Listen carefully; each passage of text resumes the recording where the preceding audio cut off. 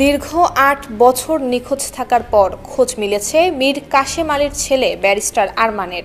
জানা গেছে এই দীর্ঘ সময় আয়না ঘরে রাখা হয়েছিল তাকে। গতকাল মধ্যরাতে তিনি মুক্ত হন। ব্যারিস্টার আরমানের পরিবার সামাজিক যোগাযোগ মাধ্যমে তার মুক্তির বিষয়টি নিশ্চিত করেছে।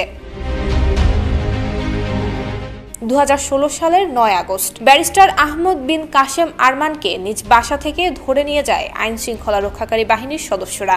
ঢাকা ক্যান্টনমেন্ট এলাকায় মিরপুর ডিওএইচএস এর 11 নম্বর সেকশনের 7 নম্বর রোডের 534 নম্বর বাড়ির দোতলায় থাকতেন আরমান। এই বাসা থেকেই 2 শিশু সন্তান, স্ত্রী এবং বোনের সামনে থেকে ধরে নিয়ে যাওয়া হয় তাকে। এরপর আর আনুষ্ঠানিকভাবে তার হদিস পাওয়া যায়নি। গতকাল মধ্যরাতে কর্নেল শামসের নেতৃত্বে 20-25 জন সাবেক সেনা কর্মকর্তা এবং গুম হওয়া ব্যক্তিদের স্বজনরা রাজধানীর ক্যান্টনমেন্টের কচুক্ষেত এলাকায় অবস্থান নেন।